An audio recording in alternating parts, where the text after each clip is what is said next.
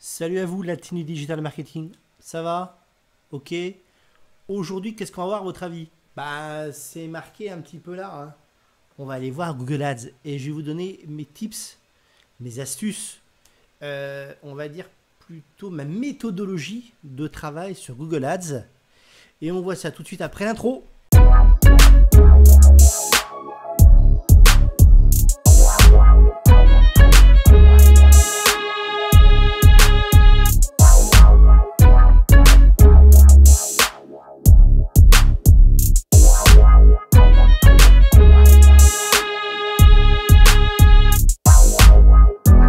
En mars 2019 exactement, je vous faisais déjà une vidéo sur le sujet de Google Ads en vous un peu retirant les différents mythes. Pourquoi vous n'allez pas et pourquoi des gens souvent se posent la question de pourquoi j'irai sur Google Ads et voilà, enfin vous allez voir, il y a 9 mythes que j'ai complètement fait sauter par rapport à ça. Et si vous voulez, je vous mettrai bien sûr évidemment le lien par là pour vous aller voir cette ancienne vidéo qui démontre un peu tous ces mythes très très connus de Google Ads. Je vous fais cette vidéo en fait parce que le problème de Google Ads, c'est souvent les gens ne partent pas dans une relation gagnant-gagnant avec Google. C'est plutôt perdant-gagnant. C'est-à-dire vous pensez gagner de l'argent avec Google, mais en fait c'est plutôt Google qui gagne de l'argent sur votre dos. Et en fait, avec les méthodes que je vous propose, qui est surtout basée sur le search, on est plutôt parti sur vraiment une méthode de travail gagnant-gagnant. Ok? Si vous appliquez ce que je vous dis, vous n'aurez pas de problème avec Google. Et pourtant, j'ai vu des vidéos, j'ai vu des blogs qui sont bien faits, et en ce que je vois, les gens n'appliquent pas. Quand j'ouvre des comptes de Google Ads, je sais pourquoi vous avez dépensé beaucoup d'argent, monsieur. Ah bon? Oui, parce que vous n'avez pas suivi les méthodes de base. Ah, mince. Et bah pourtant, c'est simple. Oui, c'est un peu le problème. C'est ce que j'expliquais un peu dans la première vidéo de Google Ads.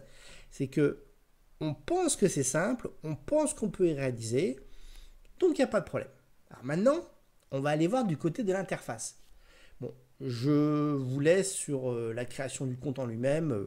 Ça, c'est pas très compliqué. Faut de toute façon une carte bleue, ça c'est clair et net. Je veux dire par là, c'est pas très compliqué.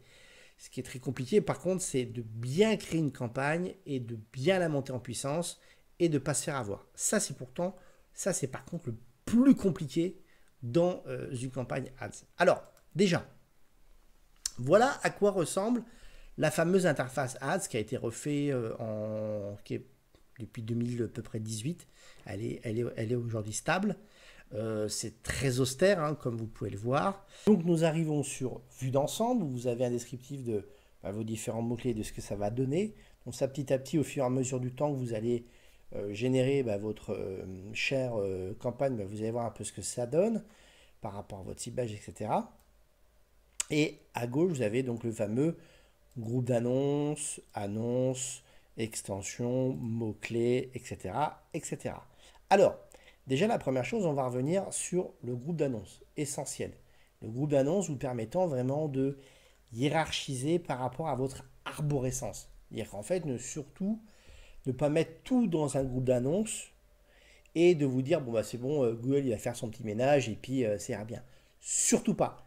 Erreur à éviter. Ce n'est pas à lui de faire son petit ménage, c'est à vous d'organiser correctement votre campagne et ça commence déjà par le groupe d'annonces. Donc le groupe d'annonces est essentiel, vous allez hiérarchiser. Dire par exemple si vous avez un magasin homme-femme, enfant, vêtements, eh bien vous allez faire des jeans pour hommes, des jeans pour femmes, et donc ça fera déjà 2 catégories. Et après je peux encore aller plus loin.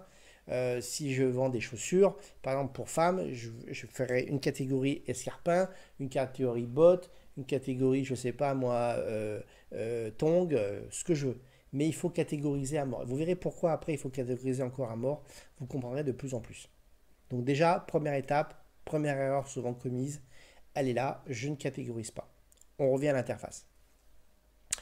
Deuxième chose importante, on va aller dans les mots-clés et là, on va aller ajouter des mots-clés avec le fameux plus. je choisis un groupe d'annonces que j'ai déjà créé et je crée.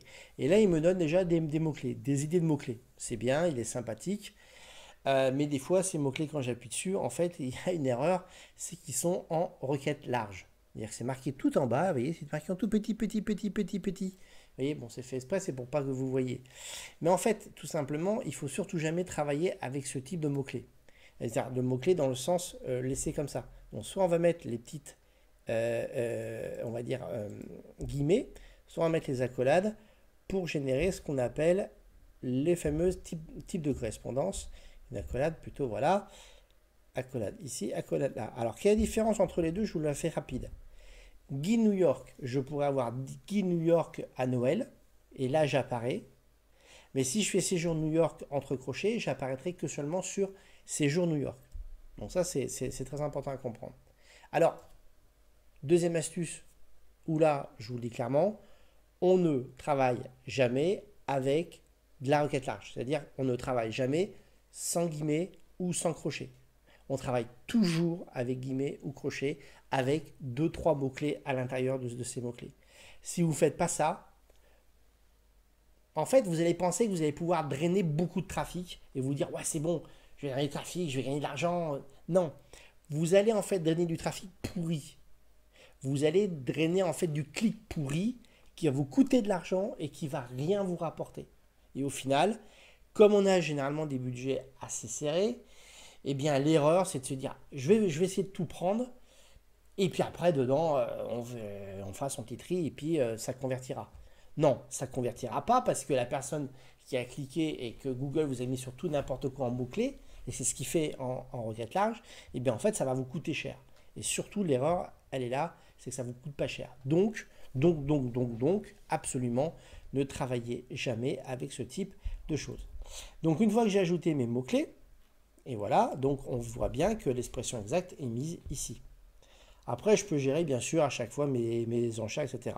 Ça, c'est encore une autre histoire, ça va dépendre du coût, et ça sera dans l'outil qui est en haut ici, outil paramètres, outil planification de mots-clés. Je vous conseille d'y aller voir et vous verrez les prix haut et bas de votre secteur d'activité. Maintenant, comme vous avez ajouté des mots-clés, c'est bien, il faut aussi penser à les exclure, ces mots-clés.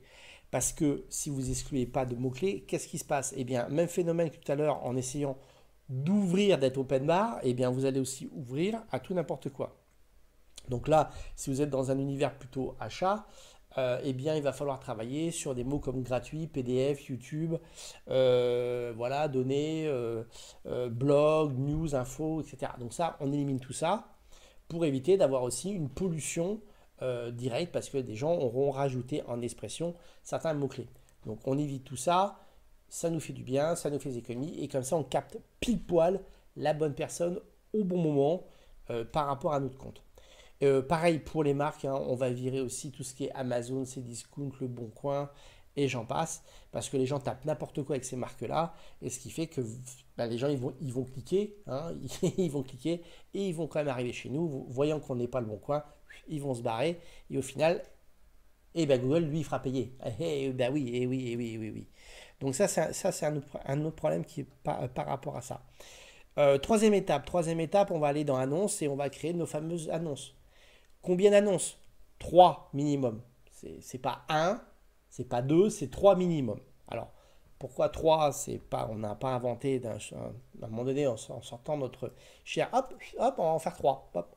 Non, parce qu'il faut que en fait, le système puisse en fait, sortir la meilleure des meilleures des meilleures. C'est ça en fait on va s'amuser à faire. Je ne rentre pas dans les détails. L'annonce est assez simple à faire. Vous allez voir, il suffit d'appuyer ici, je vais modifier. Il suffit d'avoir une bonne URL finale, le titre 2, améliorer le chemin et description 1 et description 2. Donc, titre 3 et description 2 sont optionnels. Et vous n'avez que 30 caractères maximum, espace compris, à mettre dedans. Alors, je reviens à ma catégorie de tout à l'heure où je vous ai dit qu'il faut aller précis, avec des mots-clés précis. Eh bien, on va faire pareil, on va aller sur des pages précises.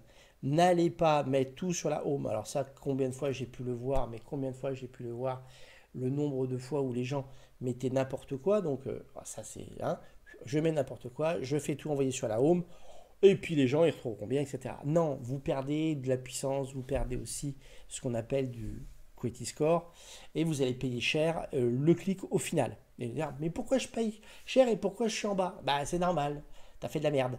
Donc quand on fait de la merde, et bien voilà, on sème voilà, ce qu'on a. Donc faites une bonne annonce, très important, travaillez sur ces annonces-là, et vous allez voir, ça se passera plutôt bien. Donc,